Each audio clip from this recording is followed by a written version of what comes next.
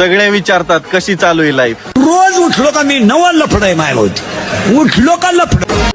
तर रामकृष्ण हरी मंडळी, तुमचं स्वागत आहे एका नवीन व्हिडिओमध्ये. आज आहे ना सार्थकने आणि पिलूभाऊने आणलं होतं गोरं फिरवायला, पण तिने डायरेक्ट बसून घेतलं.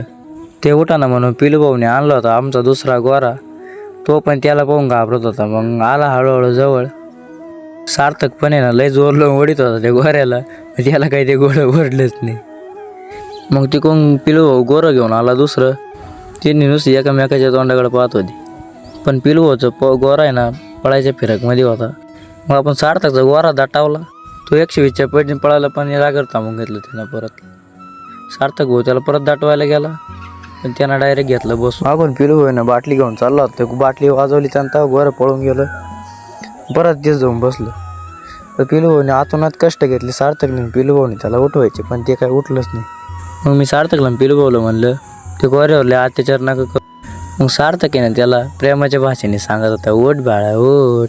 सार्थकने त्याचा कान धरून त्याला धमकी दिली, उठ नाही तर तू आज गेलास. हे ऐकताच टांगा पलटी घोडे पारार. त्याला आपण दाटवायचा प्रयत्न केला, पण तिकडून पिलूभाऊ वेगळ्याच सुरात आला. पिलूभाऊला आपण म्हणलं काय प्रॉब्लेम बघा बघ. त्याच्या बल्ब हातलं मला. पिलू त्याच्या बल्ब हातलं मला. बल्ब बल्ब बल्ब खाली खाली बटरमध्ये बटन